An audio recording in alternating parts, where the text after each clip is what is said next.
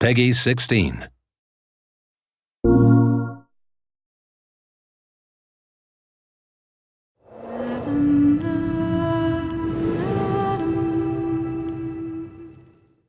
Quantic Dream has always been about creating interactive experiences that have emotion at their core. It's about telling the story of characters and giving the player the possibility, through their actions, to change the way the story unfolds. When I write my script, I have an idea of how I want the story to be played. So we try to render David's idea into a game and see with him if it matches what he had in mind. In case it doesn't, we go back to the writing stage and keep working until the result perfectly matches David's vision. What we try to do in Beyond is really an intuitive and immersive experience.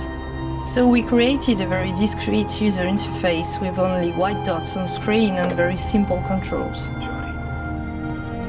We wanted to revisit the action system and go for something that would be more invisible and more intuitive to the player. We didn't want the interface to be a barrier. We wanted the player to focus on what he's doing on screen and not on how to do it. Ideally, the player will forget that he has a controller in his hand and will just jump into the screen. One of the major revolutions in Beyond is the way Jodie Holmes moves. Depending on the context, depending on your emotional state, you see the character of Jodie moving differently, walking differently, looking around differently. And most importantly, to give the player the feeling he's really in control of the character, he can do almost anything he wants to do. She can talk to other people, interact with objects, and also run, jump, shoot, drive a motorcycle, or even ride a horse. What was really challenging also is that the story goes on for 15 years of Jodie's life. When Jodie's a kid, for instance, you can do different things than when she is a teenager or an adult. Giving this much animation to a character, it's really new. It has never been done to that extent, and it really makes the character come alive like never before. We wanted to have these new mechanics with Aiden. I wanted to give this feeling of flying around and going through matter and through walls. So we started making some research on how ghosts would move or even a fish would swim underwater. We thought that using orbs is an interesting approach. It would give us this physicality that we need to interact with matter.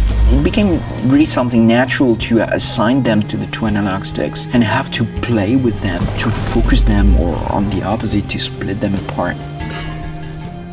During the process of this production, we made what we call user tests. You just watch people playing and you see where they succeed, where they fail. If a player don't get it right, it's only our fault. So we work very hard to be able to correct it and give the best experience possible. After each user test, it's meeting after meeting just to find the good solution to every single issue the player may have had. I guess what we're looking for with the gameplay is really to find an interface that will allow you to play live. And we try to get closer and closer of the ideal interface where you don't think anymore, you just do it.